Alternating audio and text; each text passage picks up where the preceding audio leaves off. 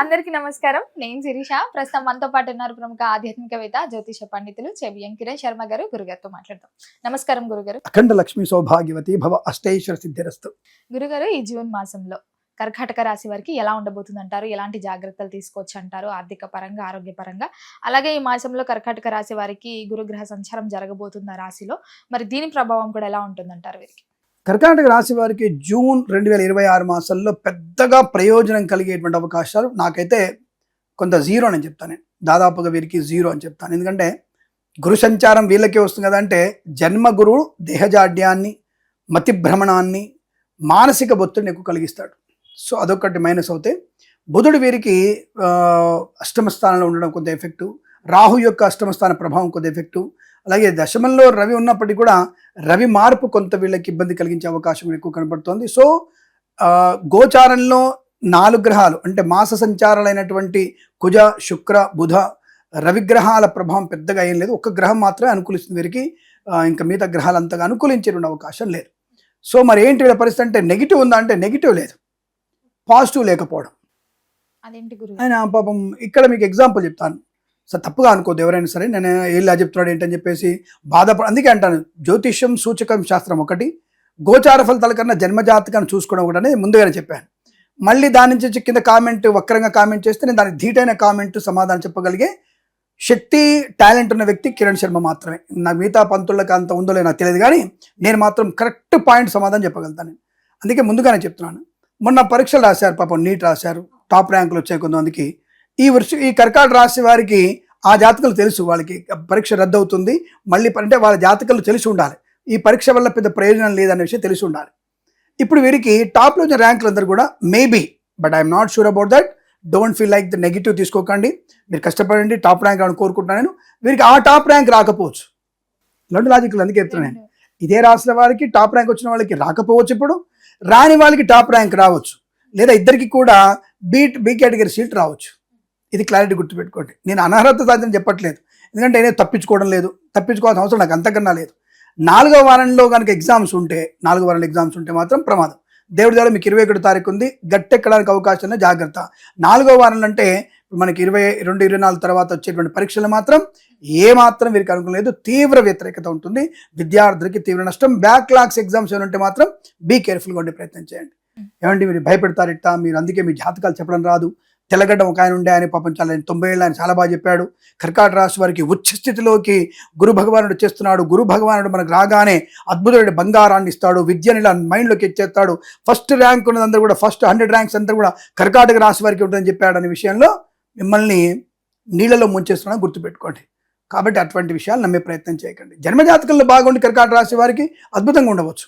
ఈ జన్మజాతకంలో మీకు గురుడు యోగకారకుడై పంచమాధిపతి అయి గురుదశ వచ్చేసి దాంట్లో కుజాంతర్దశ వచ్చి అలాగే బుధుని యొక్క విదశ వస్తే మీకు అద్భుతమైన టాప్ ర్యాంకే వస్తుంది, రాదని చెప్పట్లేగా.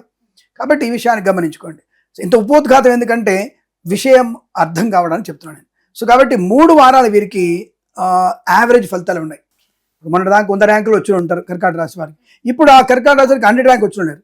అదే అంతకుముందు అక్కడ క్వాలిఫై అయిన వాళ్ళు ఈ రాశి వాళ్ళకి మంచి టాప్ ర్యాంక్ రావచ్చు. మళ్ళీ ధనము, కుటుంబము, అలాగే విద్య, ఉద్యోగ, వ్యాపార విషయంలో సామాన్య ఫలితాలే. కాబట్టి బీ కేర్ఫుల్గా ఉండే ప్రయత్నం చేయాలి. అనవసరంగా ఇతరుల విషయాలు జోక్యం చేసుకోకపోవడం, అధిక బాధ్యతలు తలకెత్తుకోకపోవడం వల్ల ప్రయోజనం బాగా ఉంటుంది. లేనిపోయి అనవసర విషయాలు మాట్లాడి ప్రమాదాన్ని పొందుకునే అవకాశం ఉంటుంది. కళాకారులకు, క్రీడాకారులకు ఇబ్బంది కూడా ఉండే అవకాశం ఉంటుంది. బట్ ఇతరులని అనుసరిస్తూ, పెద్దవాళ్ళని గౌరవిస్తూ, అందరిలో తలలో నాలుకలా ఉన్నట్టయితే మీకు అన్ని విషయాల్లో సానుకూలం వెళ్ళిపోతుంది.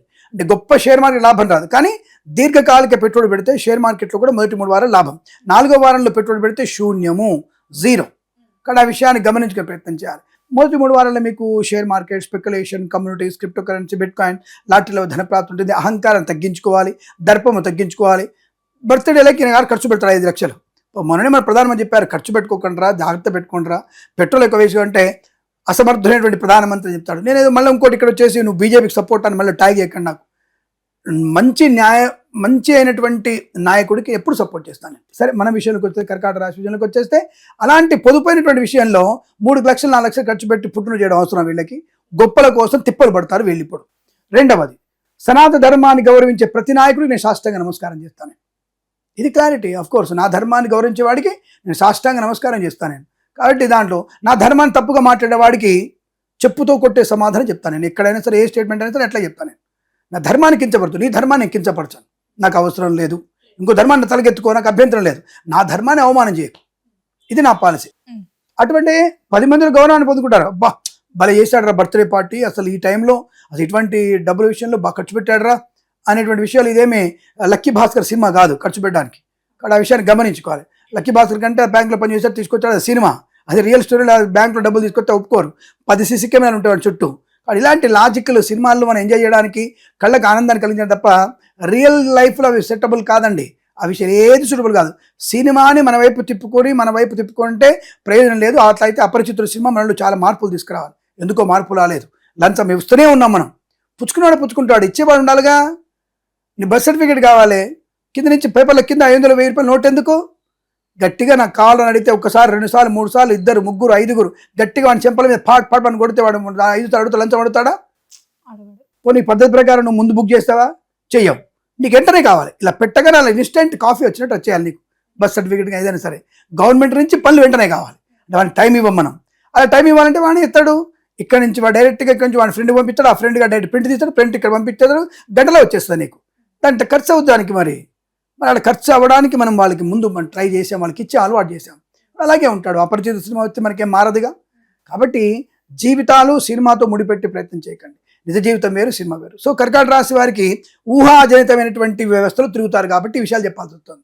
కాబట్టి మొదటి 3 వారాలు జాగ్రత్తగా ఉండండి, తల్లిదండ్రుల మాట వినండి, అయిన వారితోనే ఉండండి, తల్లిదండ్రులతోనే ఉండండి, సోదరులతో ఉండండి, ఆస్తి గురించి గొడవ పెట్టుకోకండి, వ్యాపారంలో జాగ్రత్తగా ఉండండి, భాగస్వామ్య వ్యాపారంతో అప్రమత్తంగా ఉండండి, షేర్ మార్కెట్ దీర్ఘకాలం పెట్టండి, 4వ వారంలో పెట్టుబడి పెట్టకండి, కళాకారులు క్రీడాకారులు అవమానించబడతారు, ఈవెంట్ చేసే వారికి నష్టం వచ్చే అవకాశం, సినిమా రంగంలో కూడా నష్టం వచ్చే అవకాశం, రాజకీయ రంగంలో అవమానాలు పొందుకునే అవకాశం. 4వ వారం మొదటి 3 వారాలు మీ శ్రమ అంతా కూడా బూడిదలో వచ్చే పని అయిపోతుంది. సో జాగ్రత్తగా ఉండే ప్రయత్నం చేస్తూ 3 వారాల్లో ఉన్నటువంటి విలువని, ధనాన్ని జాగ్రత్తగా కాపాడుకుంటూ, కుటుంబ గౌరవాన్ని కాపాడుతూ, 4వ వారంలో వచ్చే నష్టాన్ని అధిగమించగలిగేటువంటి భగవన్నామం కూడా ముందుకెళ్తే మంచిది. రైతన్నలు కూడా పనికి మాలిన విత్తనాలు ఎందుకు కొంటున్నారు? మీరు 300 రూపాయలు తక్కువ వస్తుందని చెప్పేసి మీరు నకిలీ విత్తనాలు కొంటున్నారు. ఆ నకిలీ విత్తనాలు మీరు 2 నెలల తర్వాత మీ పంట ఏపుగా పంట వస్తుంది, కాయలు రావు, గింజలు రావు. దానివల్ల ఎవరు బాధ్యులు? దానికి 100 రూపాయలని కక్కుర్తి 3 నెలల నీ పంట నష్టము, నీ దుఃఖించడానికైన నష్టము, అలాగే నీకు రావాల్సినటువంటి ధనము కానీ ధాన్యం కానీ మట్టిలో కలిసిపోయింది. సో ఈ రకమైనటువంటి ప్రవర్తన కూడా 4వ వారంలో మీకు జరిగే అవకాశం ఉంది. రైతులు జాగ్రత్తగా ఉండండి, నకిలీ విత్తనాలు కొనకండి, ఇతరుల మీద ఆధారపడకండి, బ్రోకర్ల మీద ఆధారపడకండి. ఈ విషయాన్ని గమనించుకోండి. తప్పకుండా రైతులకి మంచి వాతావరణం బాగుంది. ఇప్పుడు మళ్ళీ చెప్తున్నా నేను, మీరు ఎట్టి పరిస్థితులకు కూడా వాతావరణ శాఖ వాళ్ళు చెప్పేటువంటి విషయాలు నమ్మొద్దు. బాగా చెప్తున్నా నేను, మీకు స్టేట్మెంట్తో సహా నేను కొద్ది రోజుల్లో ఇదే ఛానల్కి మళ్ళీ చెప్తాను. నేను సార్ ఒక విషయం చెప్తా, గుర్తు అమ్మాయి నాకు ఒక విషయం చెప్తాను సార్ చెప్పండి అని చెప్పేసి సెన్సేషన్లు చెప్తాను మీకు కూడా. అది చిన్న విషయం ఏం కాదు, మళ్ళీ బ్రహ్మాండం చెప్తాను మీకు నేను.